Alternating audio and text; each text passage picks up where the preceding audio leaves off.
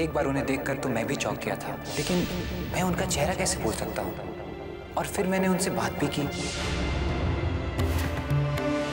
माता के परम भक्त मिस्टर शील कुमार, एक दिन तुम्हारी इस भक्ति का असली चेहरा मैं सबको दिखाऊंगा।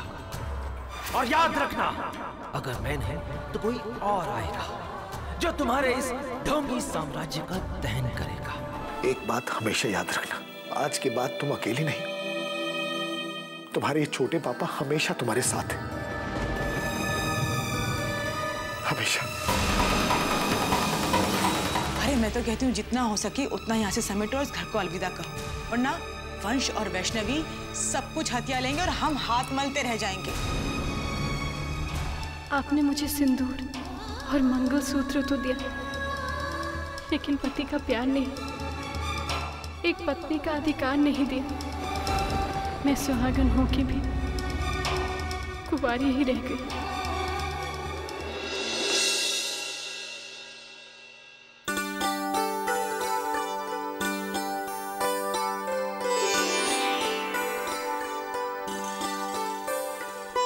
दीदी, क्या बात है देवरानी जी, आपका चेहरा तो इन फूलों से भी ज्यादा चहक रहा है।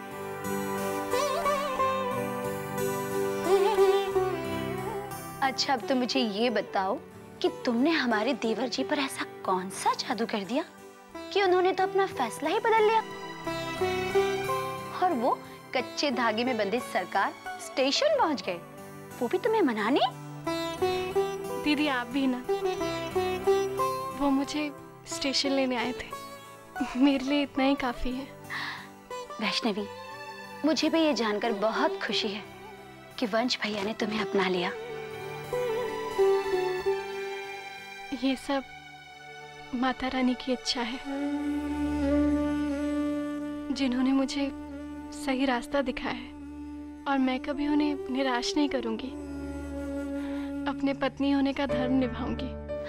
अच्छा, अब ये बताओ कि वंश भैया ने तुम्हें कैसे मनाया?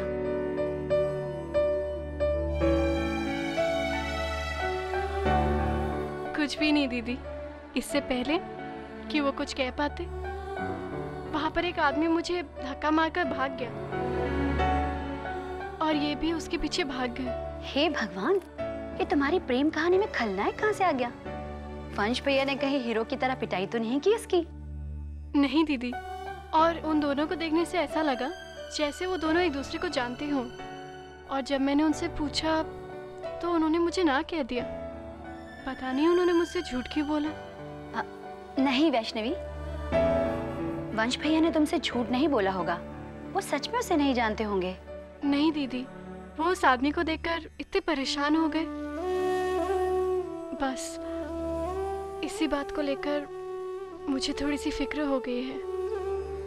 तुम चिंता मत करो वैष्णवी, मैं पता लगाने की कोशिश करूंगी कि वो कौन था, ठीक है?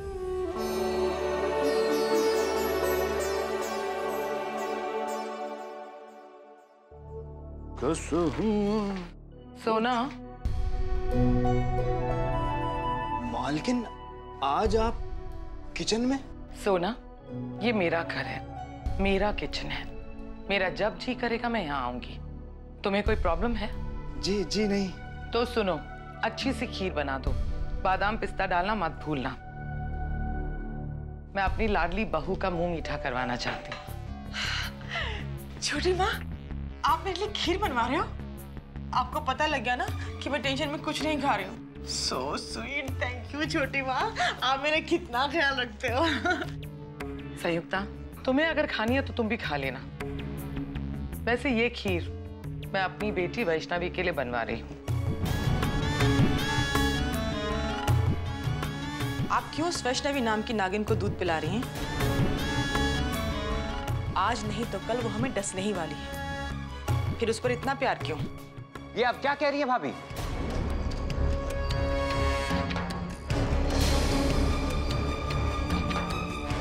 वही जो आप सुन रहे हैं देवर जी। मुझे समझ में नहीं आता, इतना बड़ा सच जानने के बावजूद भी आप उस अनाथ को वापस ले आए।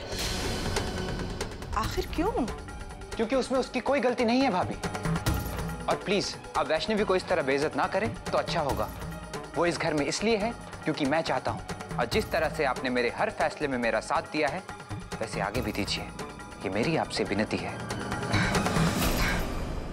आपको क्या हो गया है देवर जी? लगता है उस जादूगरनी ने ना आप पर भी जादू कर दिया है, तभी तो आप इतनी जल्दी उसके दिए धोखे को भूल गए। बस भाभी, अब मैं उसके बारे में एक बात और नहीं सुनना चाहता हूं। ऐसे ही बेचारे ने इस घर में बहुत दुख झेले, लेकिन अब ऐसा नहीं होगा क्योंकि मैं उसे यहां लेके आया हूं और आप सबको उसे अपनाना भी होगा। आई होप आप सब मेरी इस इच्छा का सम्मान करेंगे।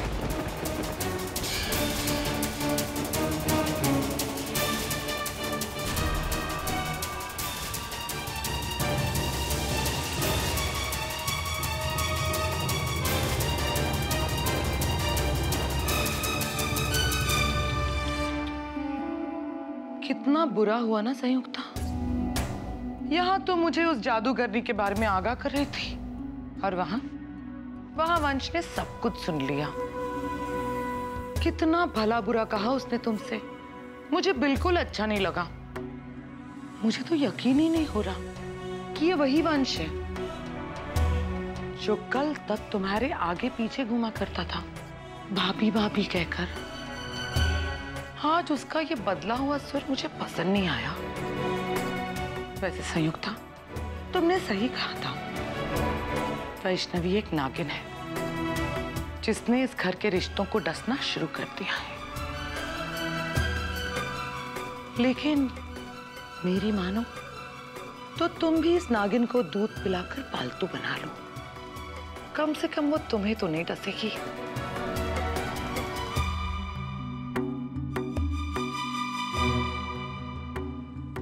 ना चाहते हुए भी वैष्णवी, तुम मेरा मोहरा बनती जा रही हो।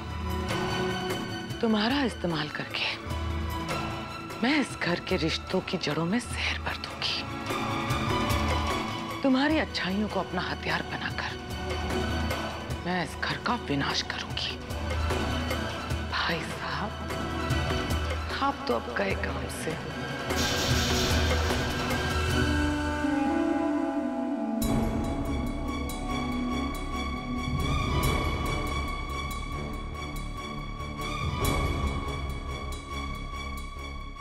क्या हुआ संयुक्ता, तुम रो क्यों रही हो? इस घर में मेरी कोई औकात नहीं है। जिस देवर ने मुझसे सिर्फ और सिर्फ प्यार से बात की हो, उसी देवर ने आज वैष्णवी की खातिर मुझे खरी खोटी सुनाई। कल पापा जी ने आपको थप्पड़ मारा था और आज वंश ने अपनी बातों से ही तमाचा जड़ दिया मुझे।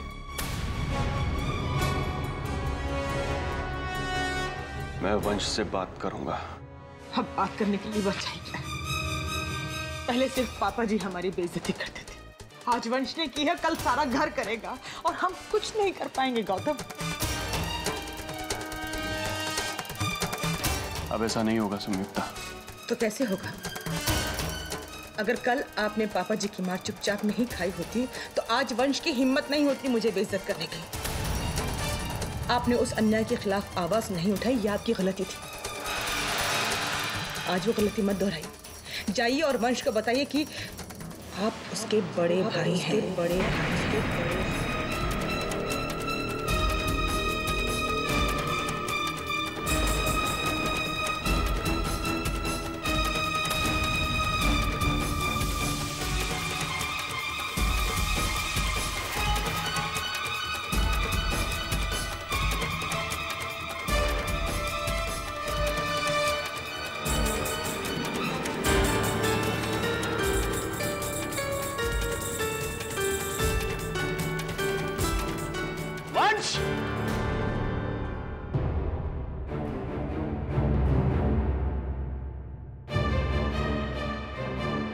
क्या हुआ भैया? तुम्हारी हिम्मत कैसे हुई अपनी भाभी से इस तरह बात करने की? क्या उस लड़की के चक्कर में तुम अपने संस्कार भी भूल गए हो? नहीं भैया, मैं मेरे संस्कार नहीं भूला हूँ, बल्कि भाभी अपनी मर्यादा भूल गई है। उन्होंने वैष्णवी के बारे में जो कुछ भी बोला वो मुझसे बर्दाश्त नहीं हुआ। वैसे भी वैष्णवी पहले से भी बहुत दुख झेल चुकी है, और उसे कोई परेशान करे ये मैं नहीं चाहता। वाह मेरे भाई वाह, आज वो फरेबी लड़की तुम्हें बेचारी लगने लगी। भैया प्लीज इस बात को आगे ना बढ़ाएं तो अच्छा होगा। आपको और भाभी को फिर भी लगता है कि मुझसे गलती हुई है तो मैं माफी मांगने के लिए तैयार हूं। बस करो ये मासूमियत और बड़प्पन का ढोंग। अगर तुम्हें हमारी इतनी फिक्र थी तो चुपचाप अपनी भाभी की दो बातें सुन लेते, पलटकर जवाब नहीं देते संयुक्ता को। भैया ये आपको क्या हो गया भैया? आंखें खुल गई है मेरी, मुझे समझ में आ गया है इस घर में मेरी कोई जगह नहीं है। तभी तो छोटे भाई होने के बावजूद अपने बड़े भाई से जबान लड़ा रहे हो उस दो कौड़ी की लड़की के लिए। बस कीजिए भैया, बस कीजिए। बड़े भाई की तरह हक जताने से पहले बड़े भाई की तरह व्यवहार करना सीख लीजिए भैया। वंश भैया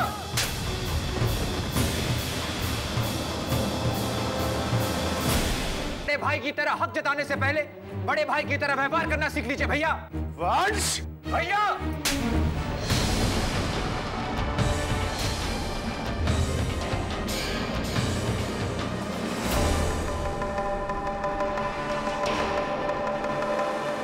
इस तरह बात करते अपने बड़े भाई से?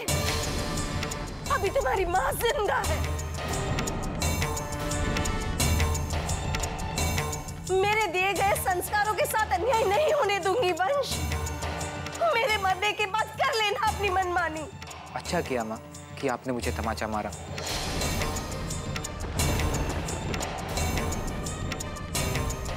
लेकिन अगर छोटे होकर बड़ी बात करना गलत है माँ, तो क्या बड़े होकर छोटी बात करना गलत नहीं है? जिस वैष्णवी ने आज तक किसी को कुछ नहीं कहा, क्या उस वैष्णवी के साथ ऐसा बर्ताव करना गलत नहीं है माँ? अगर मेरा भैया को सफाई देना आपके सिखाए गए संस्कारों के खिलाफ है, तो क्या भैया का वैष्णवी के साथ ऐसा बर्ताव करना आपके संस्कारों के खिलाफ नहीं है माँ?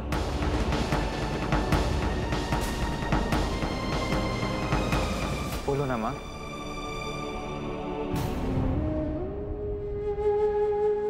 मैं आपसे कुछ ज्यादा नहीं मांग रहा हूं माँ। मैं बस आपसे इतना कहना चाहता हूं कि वैष्णवी को इस घर में उसका उचित स्थान मिलना चाहिए।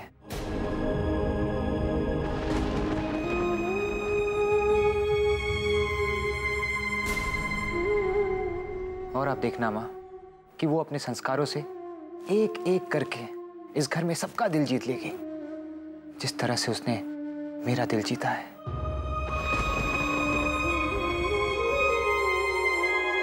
देखो बेटा, तुम्हारी बातें, तुम्हारे तर्क सही हो, लेकिन एक माँ के लिए वो बात कभी सही नहीं हो सकती जिसकी वजह से उसके दोनों बेटे आपस में लड़ पड़े हो।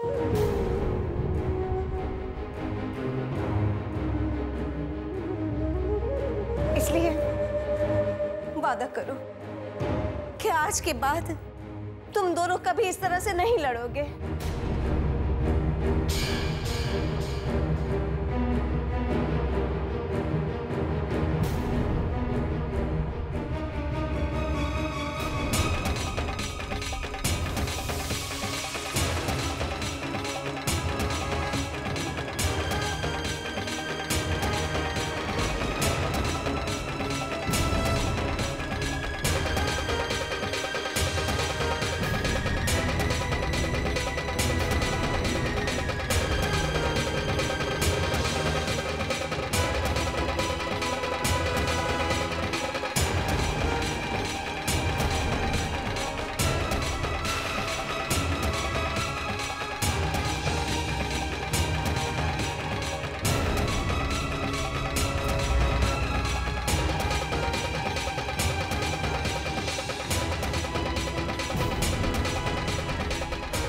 काश एक माँ की कसम इतनी मजबूत होती कि रिश्तों में पड़ी गांठ एक पल में सुलझा देती।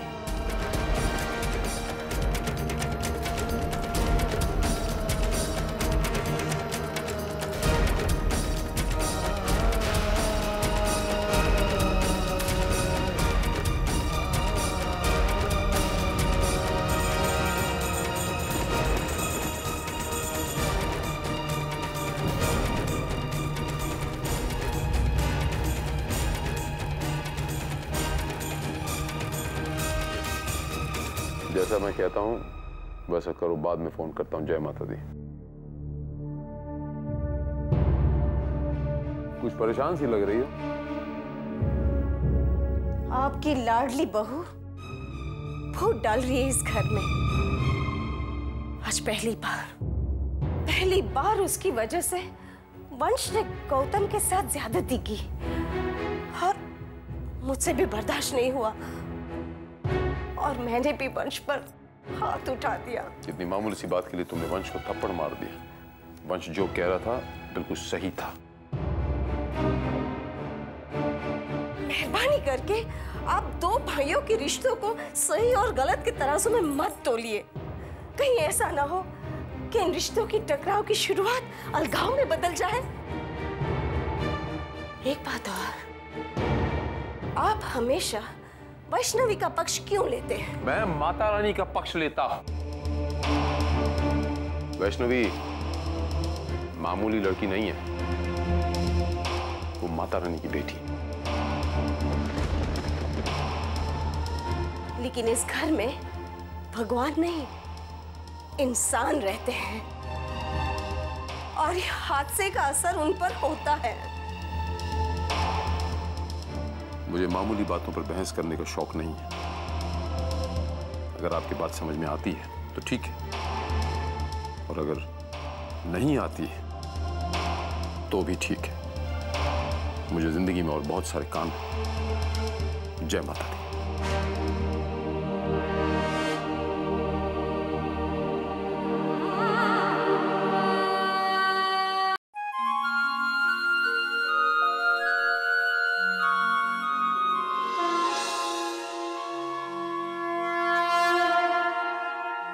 आइए आइए पंडित जी, आप ही की प्रतीक्षा हो रही थी। हमने तो आपके आने की उम्मीद ही छोड़ दी थी। आखिर इतनी बड़ी हस्ती जो बन गए हैं आप, हमने सोचा कि अब आप हमारे इस तुच्छ से भदरवा में क्यों आएंगे। मैं मानता हूं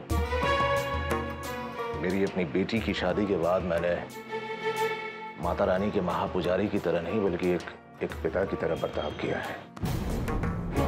किंतु मैंने तो एक पिता का कर्तव्य निभाया है, तो इसे अपराध की गिनती में क्यों डाला जा रहा है? और मेरे कर्तव्य में माता रानी की इच्छा शामिल थी। मुंबई जाकर मैंने किसी भी नियम का उल्लंघन नहीं किया है, बस माता रानी की सेवा की है। और फिर एक पुजारी चाहे भदरवा में रह रहा या मुंबई में रह रहा हो, माता की पूजा ही कर रहा है ना। फिर भी अगर आप लोगों को लग रहा है कि मैंने कोई गलती की है तो आप लोगों का आदेश सिर आंखों पर। हम समझ सकते हैं पंडित जी, हम सभी परिवार वाले हैं। बच्चों का मोह क्या होता है हम जानते हैं। हम समझते हैं कि आप पिता का कर्तव्य निभाने मुंबई गए थे, लेकिन क्या ये हेरा फेरी भी पिता का कर्तव्य है?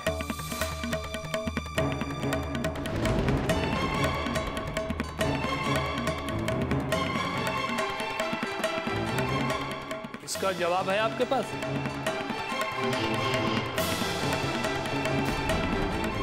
कैसी हेरा फेरी?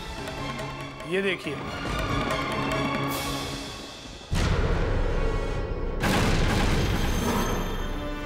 क्या है ये आलीशान सा सितारा होटल का सितारा होटल का सितारा। वो आप इसे मुझे क्यों दिखा रहे हैं? मंदिर की उस जमीन पर गुरुकुल के नाम पर जो निर्माण हो रहा है, ये उसका नक्शा है। दिखाइए तो। ये कैसे हो सकता है? शील जी ने मुझे खुद आश्वासन दिया था कि वहां सिर्फ गुरुकुल बनेगा। हमारे पास अपने आरोप का प्रमाण है पंडित जी, आप चाहे तो खुद देख सकते हैं कि मंदिर की उस जमीन पर गुरुकुल के नाम पर 7 सितारा होटल, 7 सितारा होटल, 7 सितारा होटल।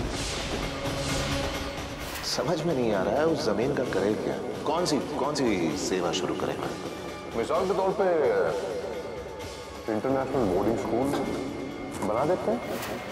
मैं आपकी बेटी का हाथ अपने बेटे वंश के लिए, अपने बेटे वंश के लिए। अरे ये कोई छोटा मोटा प्रोजेक्ट थोड़ी ना है विद्यासागर जी।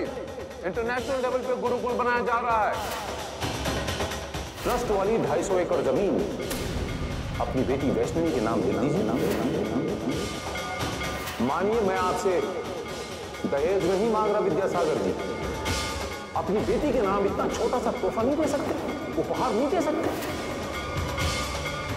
गुरुकुल का काम माता रानी का काम है। माता रानी के काम में जो बाधा डालेगा, माता का प्रकोप उसे बर्बाद कर देगा। पर बाबूजी, मैंने तो काम शुरू करने के लिए कागजातों पर हस्ताक्षर भी कर दिए। अरे मेरी बेटी घर छोड़ के जा रही है, मेरे घर की लक्ष्मी जा रही है, शील कुमार के घर की इज्जत जा रही है।